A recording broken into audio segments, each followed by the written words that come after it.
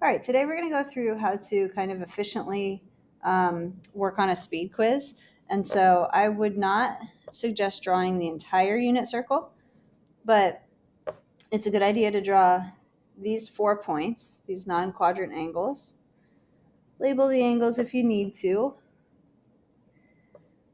I write down the 3 quadrant 1 angles. So this is pi over 6, which is 30 degrees.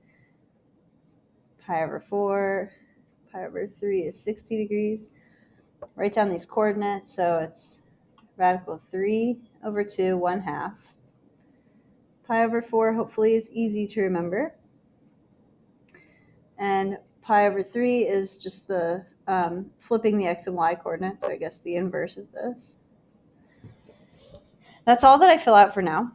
And you can make extra little notes if you need to, but cosine is the x coordinate at 2 pi, which is 1. Tangent is y over x at 180. That's 0 over -1. So it's 0. And you can write other stuff if you want to. Cosecant 1 over y. I don't usually always write this, but if you're just starting out. So cosecant 1 over y. Now 240 degrees. That is the 60-degree angle down here in quadrant 3. So you can either write down the ordered pair if you want to, or I usually just say, what's the y coordinate at 60? Flip it. So 2 over radical 3. And then should sine or cosecant be positive or negative in quadrant 3? Should be negative. And then just remember to rationalize. Remember, you have like 30 seconds per problem when you're doing these. So that all of that work was still probably less than 30 seconds for that problem. Cotangent's x over y. So when you're in radians, I think it's easier. If the angle is over 6, just look at the pi over 6 angle. So x over y. Remember, we only need numerators. And then should tangent or cotangent be positive or negative in quadrant 2? Should be negative. If it helps you, maybe also write down the all students take calculus thing. This is supposed to remind you of what's positive, which trig function is positive in each quadrant. Simplify that. Oops, I didn't rationalize this. Sorry. 2 radical 3 over 3. Cosine of 45 degrees should be easy, radical 2 over 2. Sine of 4 pi over 3. So what's sine of pi over 3? Radical 3 over 2. We're in quadrant 3. Should sine be positive or negative? Should be negative. Secant is the reciprocal of the x coordinate. Anytime the degrees end in 5, you're really thinking 45 degrees. So secant of 45. Now, if you flip 2 over radical 2, you're going to have some work to do. It's worth remembering that secant of 45 degrees is radical 2. Maybe you write that down too. Same thing for cosecant. So anyway, radical 2, and then secant or cosine is negative over here in quadrant 2. Cotangent of 0.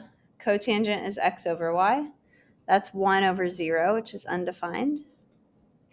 Tangent of 30 degrees is y over x. 30 degrees. Y over x is 1 over radical 3. So radical 3 over 3. Secant of, I'm going to make this smaller so I can still see my unit circle here. Secant of 5 pi over 3. So 1 over x at pi over 3 is 2. And then this is quadrant 4. Secant and cosine are positive. The x coordinate at 11 pi over 6. So at pi over 6, the x coordinate's radical 3 over 2. And in quadrant 4, cosine's positive. Tangent of 120. 120 is the 60-degree angle that's in quadrant 2. And what I mean by that is it has the same coordinates as the pi over 3 or 60-degree angle. So y over x is radical 3 over 1. Just look at the numerators because the over 2's will always cancel out. And then in quadrant 2, should tangent be positive or negative? Negative. Sine of pi over 4 is easy, radical 2 over 2. 120 is like 60 degrees again. Flip the y coordinate at 60 degrees. So it's 2 over radical 3. So 2 radical 3 over 3. Sine and cosecant are positive in quadrant 2. Tangent of 7 pi over 6. So this is quadrant 3, tangent's positive. The y over x at pi over 6 is 1 over radical 3. So that's radical 3 over 3. We already said it's positive from quadrant 3. The x coordinate at 180 is negative 1. The y coordinate at the top of the circle, pi over 2, is 1. This angle ends in a 5, so it's a 45-degree angle, but it's in quadrant 4. So the x over, the x over y for cotangent, radical 2 over 2 divided by itself is 1. And then in quadrant 4, cotangent should be negative.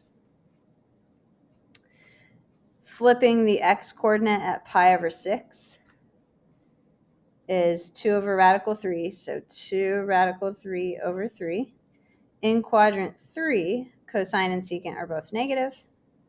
And finally, flipping the y coordinate for at pi. So the y coordinate 0, so flipping that gives me undefined.